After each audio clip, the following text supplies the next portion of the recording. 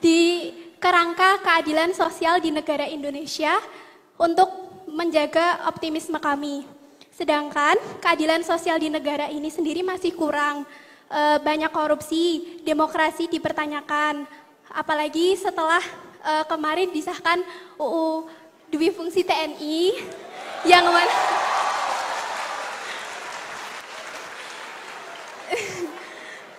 yang mana banyak ketakutan masa Orde Baru akan terjadi lagi.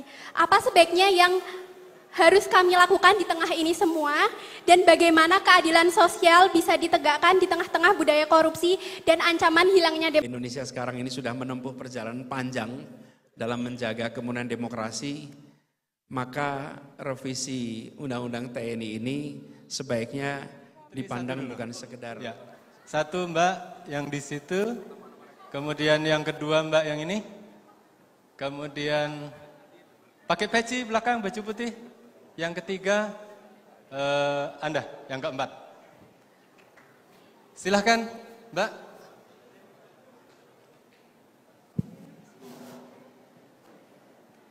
Baik, tolong kenalkan diri dan karena waktunya agak terbatas, jadi to the point ya. Oke. Silahkan. Ya. Bismillahirrahmanirrahim. Assalamualaikum warahmatullahi wabarakatuh. Baik, sebelumnya perkenalkan nama saya Indri. Saya berasal dari profesi psikologi UII. Saya ingin bertanya sekaligus bercerita sedikit saja. Apakah diperbolehkan? Sedikit saja. Sedikit ya? Iya. Oke. Sedikit itu berapa ya?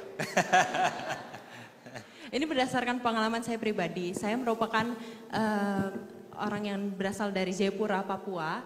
Nah, pada saat saya SD dulu, di sana saya merasa bahwa pendidikan itu biasa-biasa saja gitu. Jadi ya saya lumayan terbilang cukup pintar begitu ya kalau bisa dibilang. Nah kemudian, astagfirullahaladzim. Nggak pintar nggak masuk UII. Ya. Betul juga ya Pak ya. Terus kemudian, tapi saya mengalami adanya perbedaan atau kesenjangan pendidikan ketika saya pindah ke Yogyakarta. Nah setelah dari itu saya merasa langsung kayak, padahal apa yang saya pelajari di sana itu saya rasa oh sudah bisa saya tangkap gitu loh Pak. Tapi setelah di sini kenapa sangat berbeda sekali gitu, sangat senjang sekali gitu. Oke, so? Nah, jadi pertanyaannya adalah jika kemudian Bapak terpilih menjadi... Waduh, bahaya. Jika ada kesempatan lain gitu, dan kemudian Bapak memilih untuk menjadi pemimpin negeri ini, apakah yang akan Bapak lakukan untuk menyeratakan kesenjangan pendidikan itu yang sangat, ya saya rasa padahal di Jayapura sendiri itu nggak terlalu yang pinggiran banget gitu loh Pak, bukan yang pelosok banget. Tapi di situ aja sudah mengalami kesenjangan pendidikan. Siapa namanya Mbak? Indri. Indri. Iya. Baik. Ini sekali lagi bukan acara desak Anies ya. Oh iya. Oke, cukup? Iya, jadi siapa tahu mungkin ada ide-ide dari Bapak itu bisa dimanfaatkan dan juga diaplikasikan di pemerintahan yang sekarang. Yang mungkin belum terpikirkan juga gitu. Ya, siap.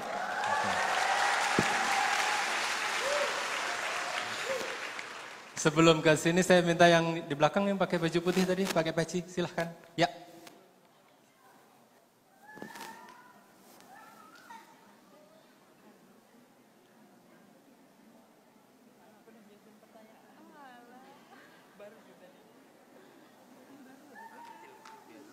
Oh ya.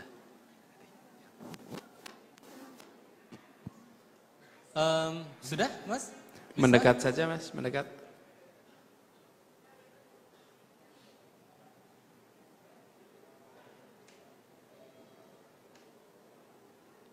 Belum on? Teman panitia? Yuk, mendekat sini, Mas.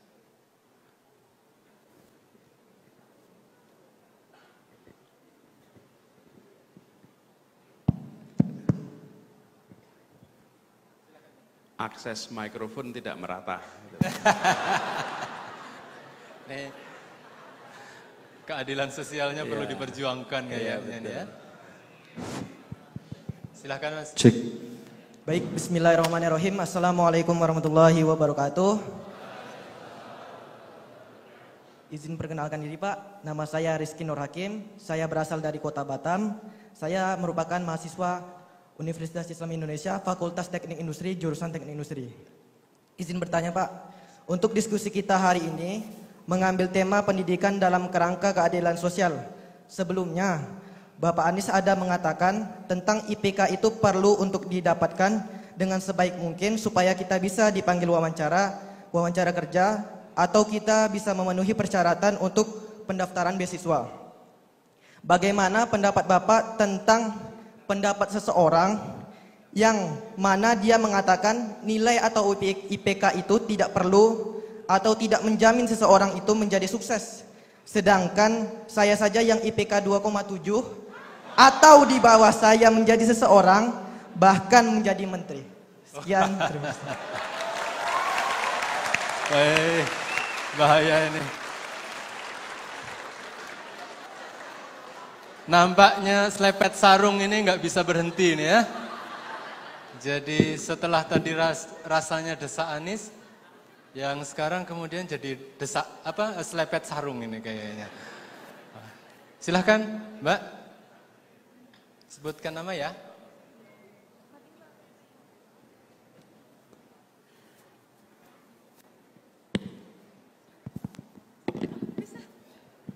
Baik, Assalamualaikum warahmatullahi wabarakatuh.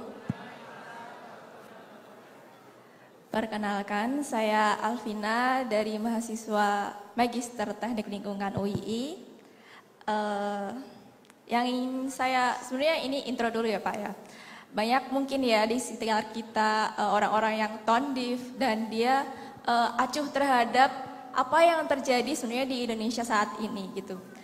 Pertanyaannya, bagaimana sih cara kita untuk mengajak orang-orang di sekitar kita berpikir lebih kritis, lebih bisa diajak untuk diskusi. Ini loh sebenarnya yang terjadi di Indonesia gitu.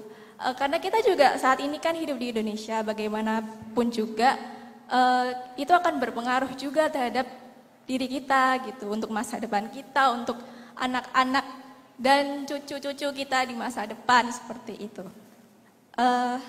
Begitu Pak pertanyaannya, terima kasih. Nama? Alvina. Terima kasih Mbak Alvina. Silahkan Mas. Cek. Oke, bismillahirrahmanirrahim. Sebelumnya terima kasih Bapak atas kesempatannya. Perkenalkan saya Bintang Fauzan dari Fakultas Bisnis Ekonomika jurusan Analisis Keuangan. Izin bertanya. Nah, cek. Oke, seperti yang kita tahu Pak, bahwa kondisi kita saat ini di Indonesia itu sedang tidak baik. Nah, dengan banyaknya kasus yang kita lihat oleh masyarakat lihat mengenai korupsi lah, nepotisme ataupun kebijakan pemerintah yang sangat jauh daripada kebutuhan masyarakat. Nah, tetapi kita tahu bahwa para pelaku tersebut itu adalah orang-orang yang mengalami atau mengalami pendidikan yang tinggi, S2, S3, bahkan lebih dari itu mungkin. Nah, lantas pertanyaannya, apakah pendidikan yang tinggi itu malah akan membuat orang menjadi seperti itu, atau ada kesalahan pendidikan di Indonesia yang menjadikan orang menjadi seperti itu, Pak? Nah, yang kedua, Pak, pertanyaan yang kedua, dengan banyaknya kasus pada rezim kali ini yang baru berjalan 5 bulan mungkin. Nah, dan kita juga tahu ya, untuk pergantian rezim ini masih ada waktu 4 tahun lebih. Nah, mungkin itu masih sangat lama, Pak. Nah, lantas pertanyaannya, daripada menunggu atau diam saja, menurut Bapak, langkah apa sih yang bisa mahasiswa lakukan atau masyarakat pada umumnya lakukan untuk menyikapi keadaan yang ada pada saat ini? Oke. Sekian, terima kasih Pak. Saya sudah rada khawatir ini. Untung Namanya siapa? Bintang. Bintang.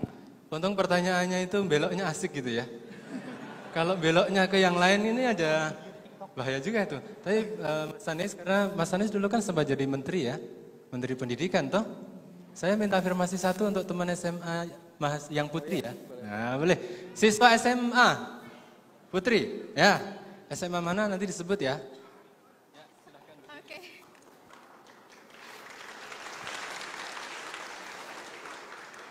Oke, bismillahirrahmanirrahim. Pak Anies, perkenalkan nama saya Anindita dari Madrasah Mu'alimat Muhammadiyah Yogyakarta. Oke, di sini saya masih kelas 11. Oke, begini pertanyaannya. Abah, bagaimana sih seharusnya? Bentar dulu kakak. Oke, bagaimana sih seharusnya? Tes.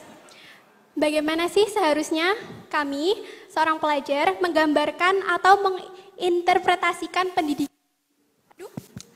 di kerangka keadilan sosial di negara Indonesia untuk menjaga optimisme kami.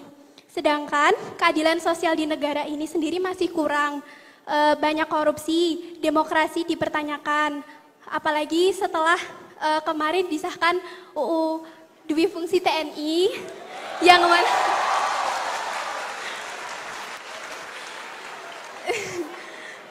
yang mana banyak ketakutan masa Orde Baru akan terjadi lagi.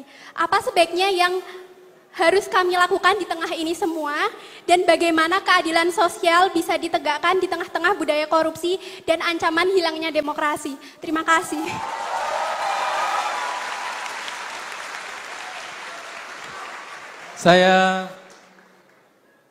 Saya ulang komentarnya Pak Anies yang kemarin ya, yang di Maskam itu. Nah, SMA lebih keren ini. Itu komentarnya Pak Anies yang kemarin. Silahkan Mas Anies ditanggapi. Anindita dari Madrasah Mu'alimat. Mu'alimat ya. Oh, Mu'alimat? Ya. Oh, Muhammadiyah. pantas. Silahkan Iya, Mas Anies. kalau Mu'alimat, Mu'alimin itu jago-jago tuh.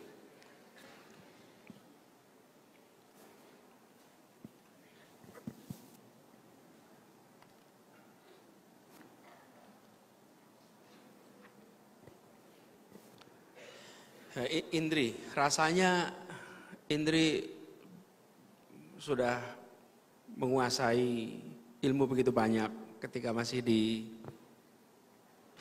Jayapura ya. Ketika sampai ke Jogja, kaget, betul ya? Ternyata gapnya jauh. Banyak nggak yang mengalami gitu? Banyak yang merasakan itu? Ya. Itu Anda bersyukur sudah dapat akses pendidikannya, tapi kualitasnya belum merata. Karena itu dari tadi saya katakan, yang dibutuhkan adalah pendidikan berkualitas yang merata. Tidak cukup hanya pendidikan yang merata, tapi pendidikan berkualitas. Kuncinya di mana? Kata kuncinya ada pada guru. Dan kalau di sekolah, pada kepala sekolah. Karena itu kalau ingin pendidikan maju di sebuah daerah, sekolahnya maju, maka kepemimpinan kepala sekolahnya ditingkatkan, kompetensi gurunya ditingkatkan. Kampus, peran rektor itu sangat krusial. Kalau rektornya inovatif, rektornya aktif, rektornya penuh terobosan, kampusnya juga akan begitu. Perusahaan, kalau CEO-nya aktif, CEO-nya punya banyak terobosan, banyak gagasan, disiplin, ya perusahaannya akan maju. Sama, sekolah juga begitu. Jadi jangan pernah anggap enteng pentingnya kepala sekolah berkualitas. Karena itu pemilihan kepala sekolah jangan berdasarkan koneksi, tapi harus berdasarkan meritokrasi. Ya. Kalau kepala sekolah dipilih karena dekat dengan kepala dinas, saudaranya kepala dinas, koneksi partai A, B, C, D, F, G, maka pendidikan rusak. Rusak. Pilih kepala sekolah yang memiliki kepemimpinan. Ada studinya. Kualitas pendidikan meningkat dengan semua faktor sama, kepala sekolah diganti menjadi lebih baik, maka pendidikan meningkat 12% minimal. Jadi efeknya jelas tuh. Jadi satu kuncinya kepala sekolah, dua guru. Gurunya harus guru-guru yang memang berkualitas. Kurikulum itu baik, tapi pada ujungnya yang mengajarkan kurikulum siapa? Guru. Teman-teman, suka pada mata pelajaran karena bukunya atau karena gurunya? Betul nggak? Katanya guru. Gurulah kunci. Ingat nama guru kita? Guru SD, SMP, SMA, bisa sebutkan semuanya? Paling ingat berapa? 3, 5. Yang diingat yang gimana?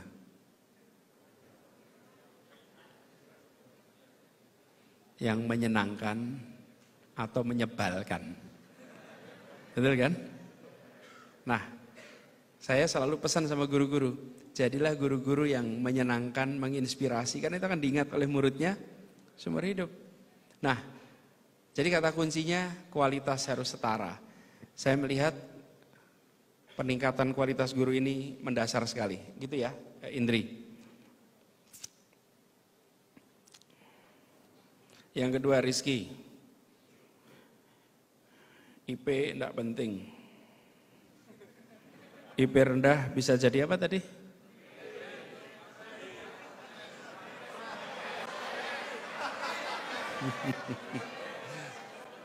Menteri apa? Ya.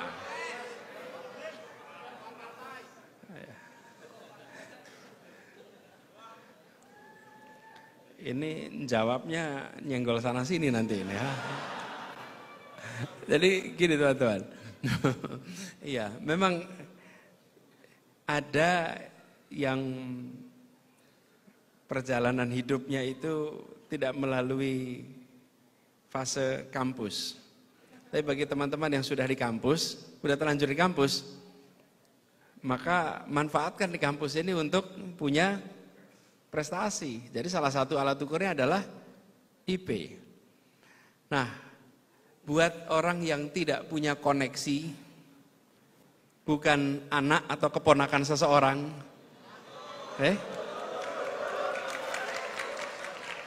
maka ya prestasi Anda lah andalannya, bukan?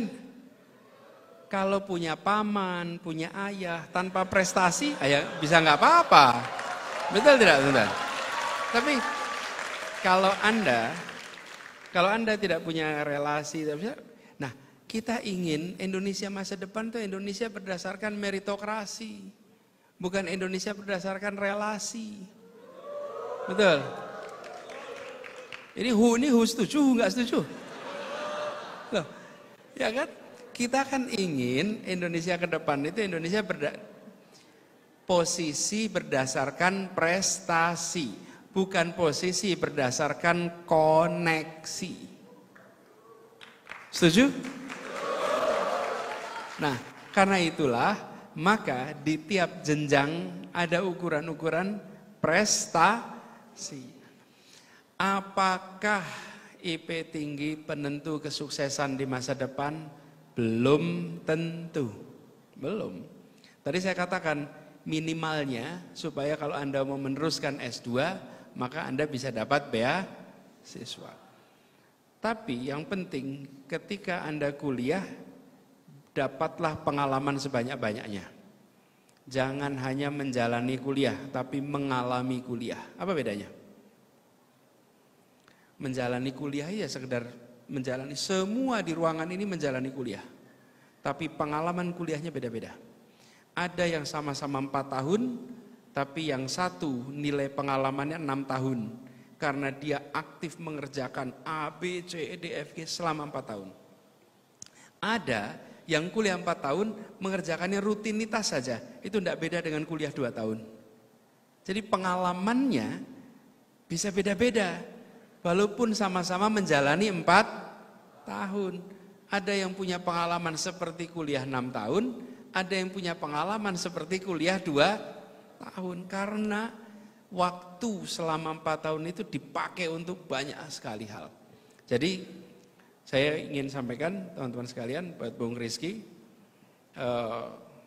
selama Anda kuliah manfaatkan untuk tetap berprestasi. Nanti sesudah Anda selesai, Anda masuk dunia baru, pada saat itu kepemimpinan Anda menentukan, integritas Anda menentukan, kemampuan membangun jejaring menentukan, kemampuan persuasi, kemampuan komunikasi, itu semua akan menentukan. Karena itu belajarlah, kembangkan itu selama di kampus. Jangan nanti. Saya sering sekali ketemu dengan teman-teman yang seangkatan yang cerita atau bersama-sama ketika masa kuliah menyesal karena dulu ketika kuliah tidak aktif, udah nggak bisa balik lagi ke kampus, kan udah lewat masanya. Jadi itu ya. Nah, adapun seseorang bisa mendapatkan posisi politik, itu keputusannya bukan tangan saya, Mas. Jadi saya nggak bisa ikut nentuin tuh. Alvina, pertanyaan, bagaimana supaya kritis agar teman-teman, mana Alvina tadi? Supaya teman-teman yang lain mau kritis. Nomor 1, jangan menghakimi yang tidak kritis dengan mengatakan Anda tidak kritis. Tapi ajak untuk ikut memikirkan. Banyak mungkin di antara mahasiswa yang berpandangan, buat apa saya mikirin politik? Politik itu kan jauh dari saya. Teman-teman, politik itu dekat sekali. Ketika diputuskan untuk mengalokasikan anggaran, dampaknya kepada kita semua. Kemarin ada keputusan berdampak pada semua, betul kan? Jadi ajak untuk berdiskusi, ajak tukar pikiran, tapi jangan sekali-sekali kita menunjukkan seakan-akan kita lebih dari mereka. Karena kalau sudah kita menunjukkan kita lebih, itu membuat mereka nggak akan berminat untuk terlibat lebih jauh. Dan ajak teman-teman untuk kritis itu dengan mempertanyakan yang hal-hal yang relevan. Jadi munculkan dengan kebijakan-kebijakan pendidikan, munculkan dengan kebijakan lapangan pekerjaan. Itu semua langsung nyambung pada teman-teman semua di sini, gitu ya. Bintang. Udah pendidikannya tinggi, gelarnya banyak, ulah korup ya. Terus pertanyaan tuh, apa yang Bintang tadi ya? Apa yang salah? Teman-teman, kalau bicara ini, boleh nggak saya usul untuk menengoknya agak beda? Di kampus itu materi pendidikannya beda. Kampus ini fase pendidikan tinggi, kejujuran, kerendah hatian, integritas, itu diajarkannya usia dini. Jadi kalau ketemu orang korup, tanyakan, dulu TK-nya di mana? Dulu PAUD-nya di mana? Dulu yang mengajari usia dininya siapa? Karena pondasi itu diajarkannya di usia dini. Di usia dini itulah kita diajari, ini milik saya, ini milik Anda. Diajari tentang menyampaikan yang kita dengar dengan jujur. Ingat gak masa kecil itu? Sering bisik-bisikan, dikasih bisikan, terus diteruskan. Terus dipastikan bisikannya sama sampai di ujung. Ingat kan ngalamin? Itu lagi belajar apa sih? Kejujuran. Lagi belajar fokus. Nah, ini yang sering luput dari perhatian kita. Kadang-kadang di keluarga tidak memperhatikan soal integritas dan korupsi itu. Coba contoh, naik mobil, bapak, ibu, anak, diberhentiin polisi karena melanggar rambu lalu lintas. Polisinya belum sampai, si bapak udah ngomong sama ibu, bu, buka dompetnya bu. Bu, siapin. Terus ketika STNK diserahkan, di dalam STNK-nya diselipin uang. Yang buka, terima uangnya. Apa yang terjadi? Si bapak ini sedang mengajarkan kepada seluruh keluarganya bahwa nyogok itu boleh. Ini polisinya belum minta dan tidak minta, polisinya baru mau datang, sudah disiapin semuanya. Satu mobil semuanya mendapatkan pendidikan dari orang tuanya bahwa nyogok itu boleh. Nah, kita beramai-ramai mempraktekkan itu seakan-akan itu normal. Ini yang harus diubah. Di usia apa? Di usia dini. Karena itu menurut saya penting sekali. Nah, di kampus bagaimana? Karena itu usia dini, kampus harus membantu dengan ada program-program, kegiatan-kegiatan menyadarkan tentang apa praktek korupsi, seperti apa praktek korupsi. Kenapa? Karena banyak anak-anak kita tumbuh dalam suasana yang terbiasa dengan ekosistem yang koruptif. Dulu Pak Rektor, waktu kami bertugas, kami itu menjadikan mata kuliah anti korupsi sebagai mata kuliah wajib, MKDU. Dengan mata kuliah wajib, setiap anak diajarkan. Apa yang terjadi? Banyak mahasiswa yang tidak sadar hal yang dianggap normal adalah praktek korupsi. Jadi saya melihat itu sebagai salah satu hal mendasar ya, yang barangkali perlu kita kerjakan.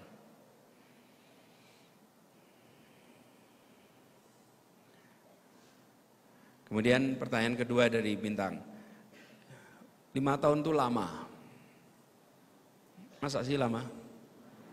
Lama ya 5 tahun. 5 tahun lama. Kalau disebut sekarang itu sudah 6 bulan masa pemerintahan. Artinya sudah berjalan 10%. Kan separuh, setengah tahun. Dari 5 tahun, udah 10% nih jalan. Nah, apa yang kemudian bisa kita kerjakan? Teman-teman sekalian, yang bisa dikerjakan adalah kita menginginkan agar pemerintah melaksanakan semua janjinya. Jadi kita ingin pemerintah itu sukses melaksanakan janjinya. Apa janjinya? 19 juta lapangan pekerjaan, pertumbuhan 8%, rumah untuk miskin, orang miskin 3 juta unit. Betul kan? Kemudian makan bergizi untuk seluruh siswa SD, SMP, SMA. Kemudian membangun fakultas kedokteran sebanyak 300 fakultas kedokteran baru. Itu adalah janji-janji yang baik untuk rakyat Indonesia, bukan? Ya, karena itu harus dilaksanakan. Dan menurut saya kita semua harus mendukung itu bisa terlaksana. Yuk laksanakan. 8% pertumbuhan, 19 juta lapangan pekerjaan, 3 juta rumah rakyat miskin, itu semua dikerjakan. Nah, jadi sebagai mahasiswa, bantu memonitor, bantu itu terlaksana belum? Sudah berjalan 6 bulan, berapa rumah yang sudah dibangun? Makanan bergizi, bagaimana progresnya? Jadi, bukan menanti dan menunggu, tapi menanti dan menuntut pelaksanaan. Okay? Nah, yang dituntut apa? Yang dituntut adalah pelaksanaan janji, enggak ada yang salah. Dan menurut saya itulah seharusnya dikerjakan mahasiswa, gitu ya, Bintang ya.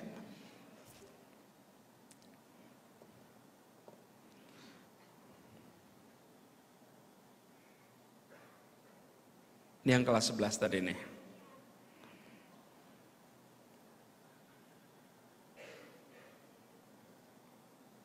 Menurut dia namanya Anindita. Anindita menyatakan bahwa korupsi itu mengganggu keadilan sosial. Iya, korupsi itu mengganggu keadilan sosial. Dan jangan dianggap remeh efek korupsi bagi keadilan sosial. Kenapa teman-teman sekalian? Karena kita memiliki ketimpangan antara perkotaan dengan pedesaan, antara Jawa dan luar Jawa. Dan praktek-praktek koruptif itu membuat mereka yang jauh dari pusat-pusat kekuasaan, pusat-pusat pemerintahan, makin hari makin tersingkirkan. Apalagi pusat media. Saya beri ilustrasi. Kalau Anda memiliki usaha telur, peternakan ayam, ada telur, kira-kira korupsi itu berdampak nggak untuk pedagang atau peternak telur? Dampak nggak? Dampak. ketika korupsi terjadi, jalanan menuju tempat pusat-pusat peternakan mudah rusak karena jalannya dikorupsi. Dan tidak ada peternakan ayam itu di pusat-pusat kota. Peternakan ayam selalu di daerah yang pedesaan dan dataran yang tinggi. Coba bayangkan, mengirim 10.000 telur sampai ke kota, sebagian telurnya pecah di jalan karena jalannya penuh dengan lubang. Kenapa jalannya penuh lubang? Karena jalannya dikorupsi. Bayang tuh. Jadi yang disebut sebagai efek korupsi itu menjalar kemana-mana. Dan itu membuat ketimpangan menjadi makin besar. Ini ilustrasi kecil saja. Nah, kita seringkali menganggap praktek korupsi itu seperti jauh. Tidak, praktek korupsi itu dampaknya dekat sekali dengan kita. Karena itulah setuju yang Anda katakan tadi, bahwa ini mengganggu keadilan sosial. Karena itu perang korupsi itu harus diseriusi. Dan kita harus serius soal ini, jangan sampai praktek-praktek korupsi itu dibiarkan melenggang begitu saja. Pencegahannya juga penting. Tapi juga jangan sampai orang tidak bersalah dituduh korupsi. Ya kan? Nah, itu lain lagi tuh. Nanti ada pengacara di sini yang bisa cerita nih. Nah, Pak Ari dan Pak Sugito ini pengacara yang berdekat sekali itu dengan peristiwa-peristiwa seperti ini. Jadi teman-teman sekalian, kita jaga itu. Itu ya komentar untuk 4 orang tadi. Makasih. 5 orang. Baik.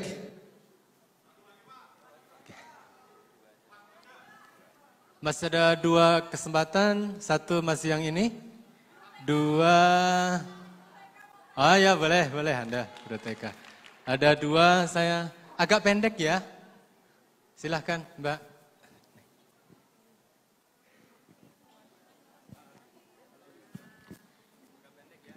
Assalamualaikum warahmatullahi wabarakatuh.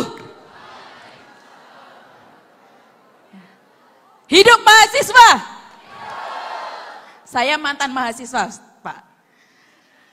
Jadi dulu pernah di kampusnya ibunya Bapak Anies Baswedan di kampus Universitas Negeri Yogyakarta. Jurusan Kebijakan Pendidikan. Maka dari itu saya setelah lulus dari S1 langsung buat sekolah, Pak. Alhamdulillah. Pendidikan itu ada 3 ya, Pak. Pendidikan formal, pendidikan informal, dan pendidikan non formal. Saya mengambil ranah di pendidikan non formal, Pak. Yang berkutat di kemasyarakatan, yang tidak terlalu banyak keruwetan administrasi, bahkan saya membuka peluang pendidikan itu segratis mungkin untuk anak-anak saya, Pak. Saya guru TK, saya kepala sekolah TK non formal, harus memfoto kegiatan anak dan menuliskannya. Itu banyak curhatan guru PAUD, Pak. Nggak jadi ngajar, cuma jadi tukang fotografi setiap hari. Karena kurikulum merdeka. Nah, pertanyaan saya, kalau memang pendidikan anak usia dini adalah hal yang paling penting dalam mendidik karakter, maka sebenarnya pendidikan itu harus bagaimana dengan beban-beban administratif. Sepakat nggak ini yang guru-guru? Iya, terlalu banyak beban administratif itu membuat kita hilang fokus mengajarnya, Bapak. Dan mohon maaf, guru PAUD itu gajinya tidak besar. Paling besar itu 500.000, paling kecil 250.000. Bagaimana bisa mendidik karakter ketika guru TK-nya saja tidak disejahterakan? Mohon pencerahannya ketika Pak Anies nanti insya Allah 5 tahun jadi presiden. Sepakat jadi presiden Pak Anies? Nama Nur Latifah, Pak, dari Imogiri, Bantul.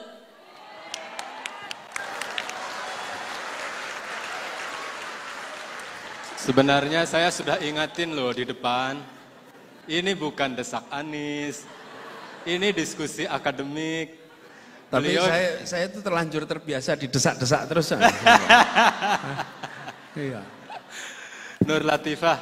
Kemudian silahkan Mas, agak pendek ya. Silahkan. Ya.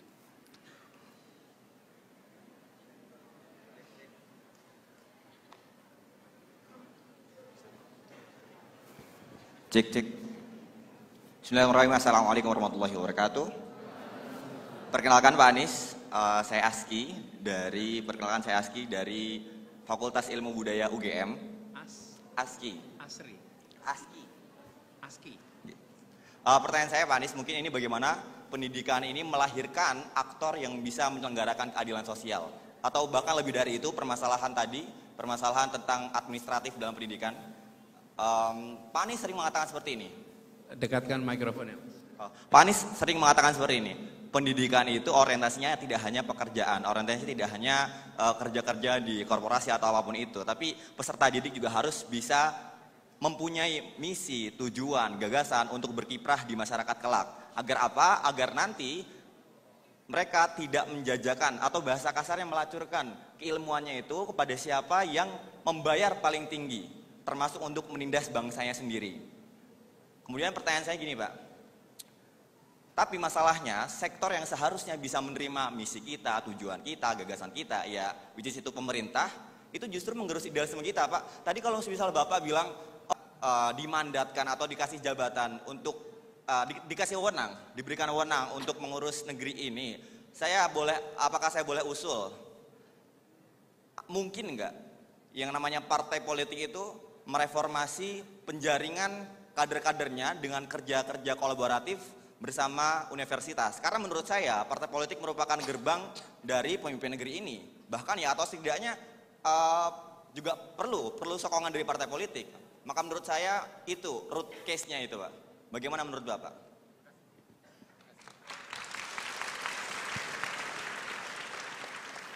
Ada 2 pertanyaan, Mas Anies, saya persilahkan. Nanti tolong mengakhiri sambil kita kembali ke atas karena akan ada penyerahan sesuatu dari UII. Bu Latifah, udah berapa tahun ngajar Bu? 2019. Dulu dari UNY. Perhatikan deh, guru TK itu guru paling ekspresif.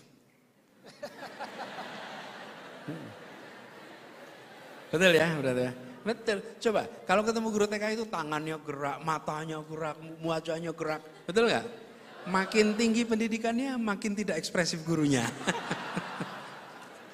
Bener nggak tuh?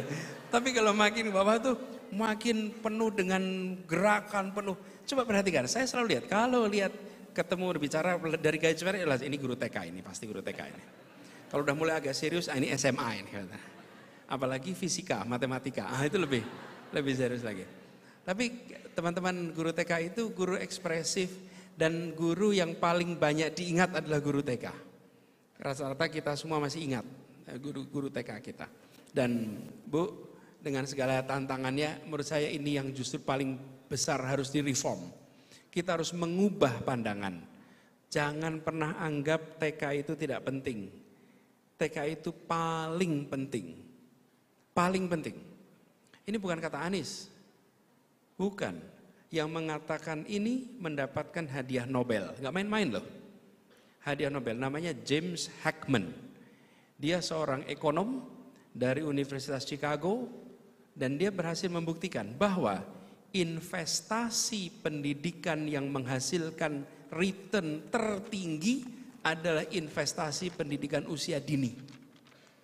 Sementara kita selalu berpandangan umumnya bahwa pendidikan itu yang di tengah atau yang di atas itu yang returnnya terbesar. Bukan. Paling besar returnnya adalah pendidikan dini, pra-SD. Pra-SD. Jadi kita harus mengubah. Nah sementara anggaran paling kecil diberikan adalah untuk pra-SD, TK. Gajinya paling kecil, perhatiannya paling sedikit. 97% TK di Indonesia adalah swasta. Pemerintah hanya punya 3%. Artinya apa? Pemerintah nggak menganggap ini penting. Padahal paling penting. Di mana itu sebetulnya? 1 TK, 2 orang tua. parenting. Penting sekali. Dulu ketika saya bertugas di kementerian, Pak Rektor, kami bikin Direktorat Pendidikan Orang Tua. Supaya apa? Supaya orang tua dikasih bekal mendidik anak. Karena pendidik terpenting adalah orang tua dan pendidik paling tidak tersiapkan adalah orang tua. Nah, nggak ada yang menyiapkan. Kami buat itu. Tapi untuk membuat itu, waduh, bertarungnya panjang. Berdebat dengan berbagai kementerian, terutama Kementerian Perencanaan, Kementerian Keuangan. Karena itu artinya pos anggaran yang besar. Karena direktorat levelnya, direktorat itu eselon 2. Nah, jadi barangnya berjalan. Tujuannya apa? Tujuannya adalah untuk memberikan materi pendidikan pada orang tua. Karena pendidikan terpenting itu di sini. Pra-TK, pra-SD. Jadi Ibu Latifah yang Ibu kerjakan itu adalah fase pendidikan terpenting. Fase pendidikan yang dampaknya seumur hidup. Ada banyak buku yang bisa membuktikan ini. Selain tadi Nobel. Cuman kalau Nobel itu, kenapa saya katakan Nobel itu penting? Kalau buku itu referensi saja. Tapi kalau sudah Nobel itu artinya diakui sebagai sebuah kebaruan di dalam ilmu. Dan ini terkait dengan itu tadi. Cuman direktorat itu Pak sayang di reshuffle hilang juga direktoratnya Pak. Jadi sekarang udah nggak ada itu direktorat pendidikan orang tua. Mudah-mudahan nanti pemerintahan berikutnya bisa ada lagi pendidikan orang tua. Ya. Jadi Bu Latifah, soal beban administrasi bukan hanya guru TK Bu, sampai dosen juga kebebanan administrasi. Betul ya Pak Rektor? Terlalu banyak urusan administrasi itu. Sudah terlalu banyak. Pertanyaannya, memang dibaca? Memang dikerjakan? Itu menurut saya sudah harus ada reformasi serius soal beban administrasi ini. Kita senang sekali memberikan tugas pada orang lain, bukan pada diri sendiri. Jadi ini reformasi Bu yang harus dikerjakan supaya beban administrasi sampai dosen. Nanti apalagi kalau sudah mau kampus juga merasakan, kalau sudah mau akreditasi, kalau sudah mau ada assessment, waduh itu segala macam kebutuhan administrasi itu luar biasa. Sudah saatnya kita fokus pada delivery, pada kualitas, bukan administrasi dan formalitas. Ya, makasih Bu. Aski.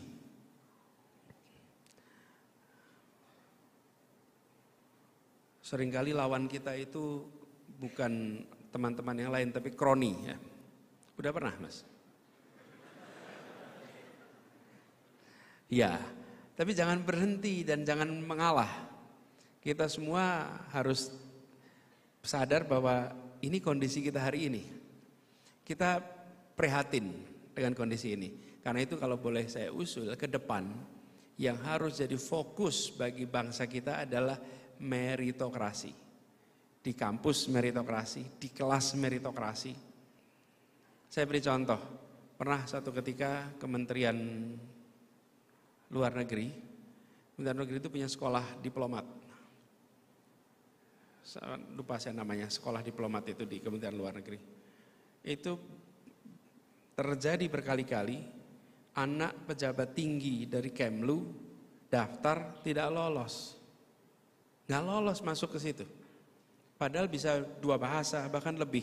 Dan bapaknya adalah pejabat tinggi di Kemlu. Tapi apa yang terjadi? Orang di Kemlu itu bangga, bukan bangga karena atasannya nggak lolos, bukan. Bangga karena di tempat ini ada meritokrasi. Dan yang masuk ke dalam itu juga merasa saya lulus beneran nih, bukan karena koneksi. Itu harus dikembalikan, bukan hanya di satu kementerian, tapi di seluruh kementerian yang ada di Republik ini. Jadi ada perasaan kita ini berdasarkan prestasi. Nah, kalau kita menemukan praktek-praktek seperti itu, laporkan saja. Minimal laporkan lewat sosial media. Karena praktek-praktek seperti ini kalau dibiarkan, dia akan melanggeng. Harus dilawan. Harus dilawan, jangan dibiarkan. Jangan biarkan koneksi mengalahkan prestasi. Karena itu merusak masa depan kita. Seluruh bangsa kita. Jadi, Bung Aski, kalau Anda ketemu itu, ungkapkan, lawan. Dan yang kedua, kader dengan kampus. Nah itu ide bagus tuh. Kalau partai-partai mau kerjasama sama kampus untuk membuat program-program bagi kader-kadernya. Terutama untuk membekali bagaimana tata kelola yang benar, yang baik. Supaya partai-partai kita juga bisa benar dan baik. Saya tanya nih di sini, siapa yang kepengen jadi aktivis partai? Wah ada. Ini problem teman-teman. Ini tantangan kita. Siapa yang nanti mau masuk politik? 1, 2, weh. Ayo ngacung lagi masuk politik. Oke, alhamdulillah banyak. Ini yang perempuan banyak masuk politik. Ya, kita ini kadang-kadang menganggap jangan masuk politik lah. Gitu. Repot. Kalau pandangannya begini, bila ada orang bermasalah masuk ke politik dibiarkan, tapi bila ada orang tak bermasalah masuk politik dipermasalahkan. Nah ini kita ketukar. Gitu. Harusnya kalau ada orang baik masuk politik didukung. Nah mudah-mudahan yang di sini adalah orang-orang baik yang insya Allah nanti masuk politik. Tepuk tangan buat yang masuk politik nih.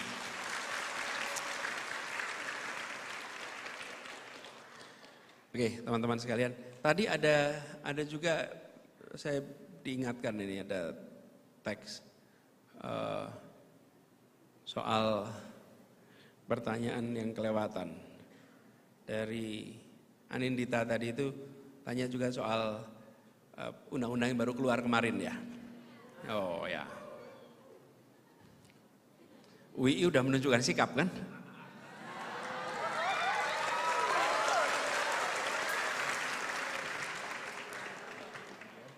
Ya, jadi memang begini teman-teman sekalian. Sebuah undang-undang apabila sudah berjalan lebih dari 2 dekade, maka logis bila dilakukan revisi. Betul kan? Sudah berjalan selama 2 dekade. Bukan hal yang aneh. Termasuk undang-undang tentang Tentara Nasional Indonesia. Nah, tapi perlu dipastikan bahwa revisi itu benar-benar membawa perbaikan atau justru membuka ruang bagi tantangan baru. Justru menimbulkan problem baru. Ini pertanyaannya. Kita semua ingin agar TNI kita kuat, profesional, dan fokus pada tugas utamanya. Apa tugas utamanya? Menjaga pertahanan, menjaga kesatuan negara. Nah, dalam sejarahnya TNI selalu berada di garis depan. Untuk apa? Membela kepentingan rakyat, membela kepentingan negara. Apalagi ini hari ini kita di Jogja. Di Jogja inilah pusat perjuangan gerilya yang laskar cikal bakal menjadi TKR, BKR, kemudian TNI. Itu cikal bakalnya di Jogja. Kalau teman-teman ke bawah ke kota ada perempatan Korem. Itu di perempatan Korem sebelah selatannya sedikit. Itu nanti ada sebuah tempat tulisannya dulu besar. Akhir rute gerilya Panglima Besar Jenderal Sudirman. Nama-nama jalan di Kota Baru itu semuanya anak-anak usia SMA yang meninggal karena perjuangan untuk kepentingan rakyat, kepentingan negara. Nah, karena itu kita harus hati-hati ketika mengatur peran dan fungsi TNI agar tetap berada di koridor yang terbaik. Jangan sampai revisi ini justru membebani institusi pertahanan dengan tugas-tugas baru yang justru bisa mengurangi fokus utamanya. Karena fokus utamanya apa tadi?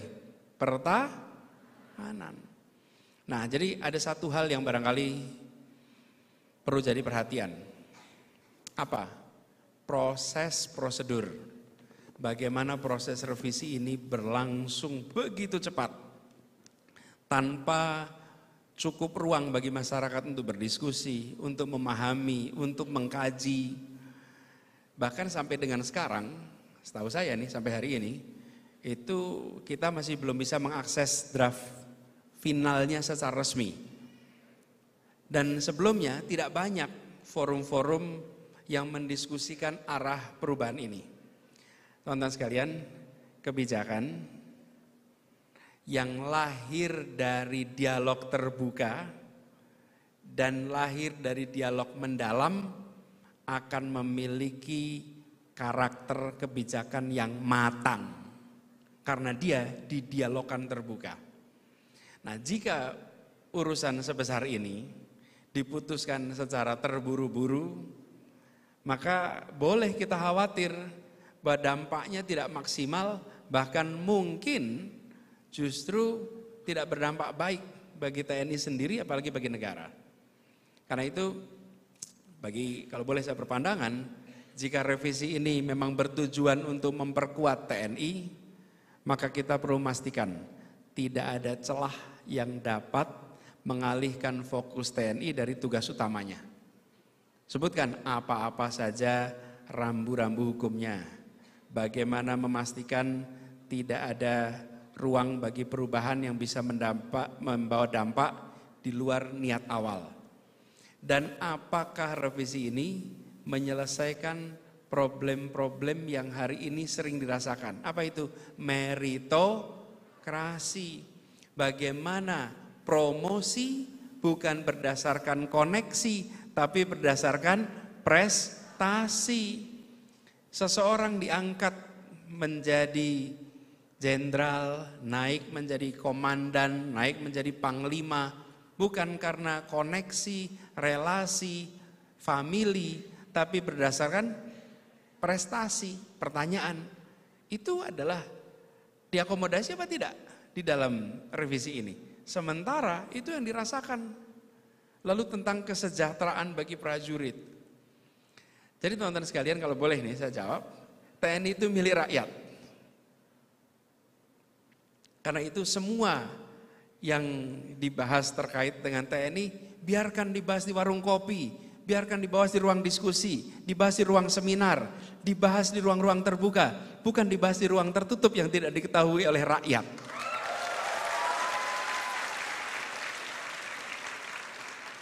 Karena kenapa?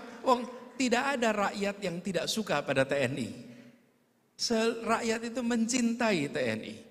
Dan rakyat menginginkan TNI yang profesional, yang berpihak kepada rakyat.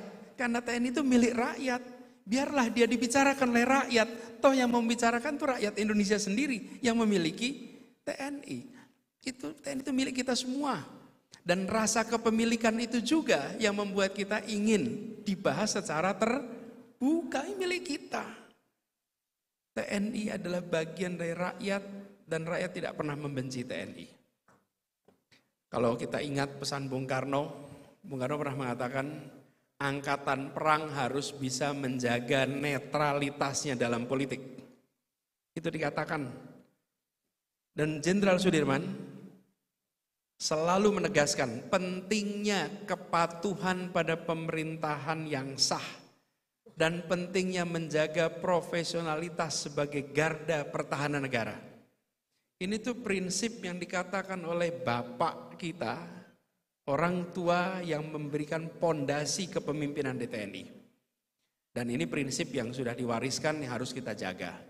Jadi, kalau Indonesia sekarang ini sudah menempuh perjalanan panjang dalam menjaga kemudian demokrasi, maka revisi Undang-Undang TNI ini sebaiknya dipandang bukan sekedar semata-mata sebagai kebijakan hukum, tapi sebagai bagian dari ikhtiar panjang kita dalam membangun negara yang kuat, yang stabil, yang tetap berpegang pada prinsip-prinsip demokrasi dan tidak justru mengkhianati prinsip-prinsip demokrasi.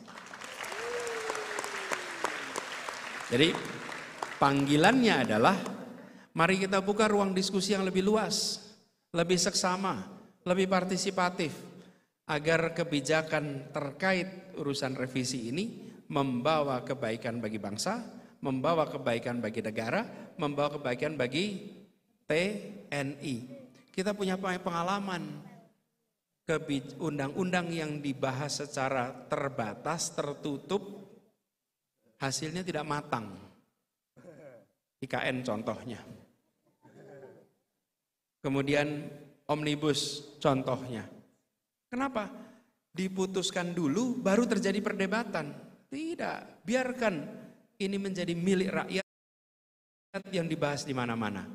Toh ini adalah milik kita semua. Itu pandangan saya terkait dengan revisi undang-undang, gitu ya. Jadi teman-teman sekalian, terima kasih sudah bersama-sama di sini.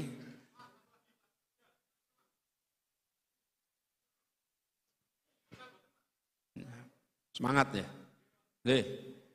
Singkat. Tidak ada pertanyaan yang jelek, adanya pertanyaan yang panjang.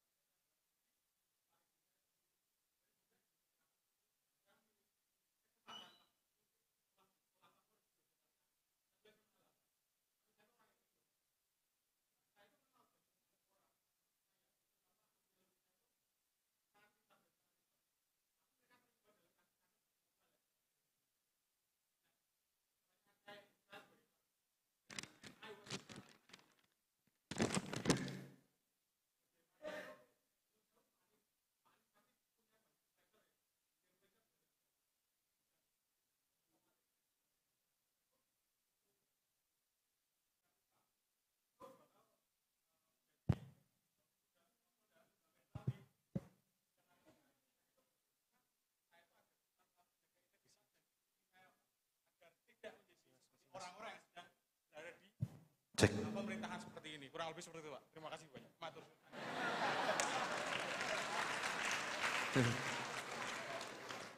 Bantuan datang saat kebutuhan selesai.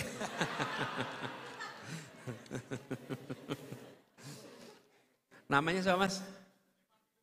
Panggilan? Evan. Ya.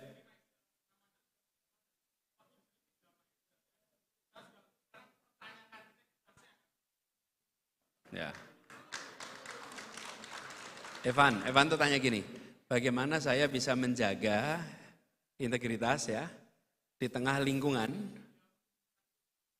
peer pressure? Oh ya, teman-teman sekalian, mau diceritakan? Iya, banyak lah. Kita semua akan menghadapi. Tapi gini teman-teman, bagaimana menghadapi? Kita tidak pernah berada dalam situasi ideal sepanjang waktu, nggak pernah. Kadang-kadang kita ideal, kadang-kadang tidak ideal. Tidak ideal itu apa sih? Kita ketemu dengan dilema mengambil keputusan. Tidak ambil keputusan nih. Kalau lingkungan kita seperti ini. Nah, di situ menurut saya yang paling penting bersatu, sadari Anda punya nilai. Jadi Bung Evan, sadari Anda punya nilai. Nilai Anda apa? Pegang itu nilai itu. Apakah dalam perjalanan Anda selalu konsisten menjaga nilai itu? Belum tentu.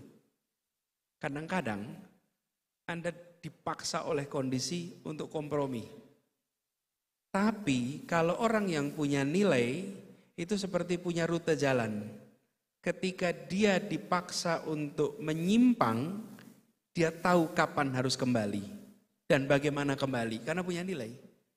Tapi kalau tidak punya nilai, pas nyimpang terus. Kenapa? Karena tidak merasa ada penyimpangan. Karena itulah nilai itu penting. Nilainya apa? Nilai agama nomor 1 nih.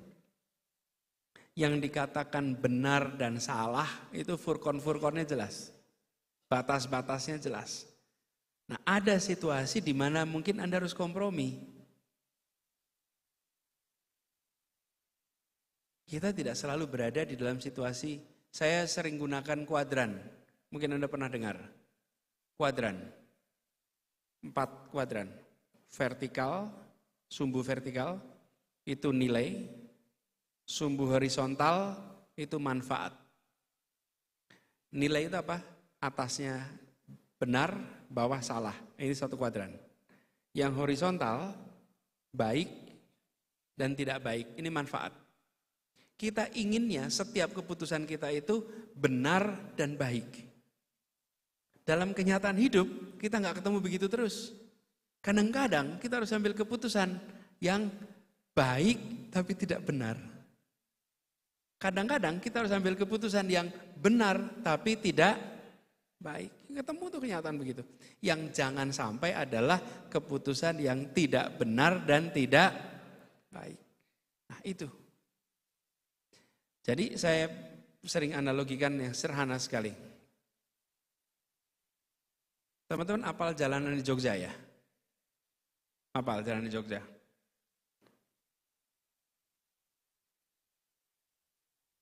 Tahu rumah sakit Bethesda? Tahu. Depannya jalannya satu arah atau dua arah? Satu arah. Satu arah ya jalannya ya? Satu arah terus sampai perempatan apa? Hah? Perempatan Gramedia. Kalau dulu namanya Korem. Itu perempatan Gramedia. Kalau ada sebuah kecelakaan,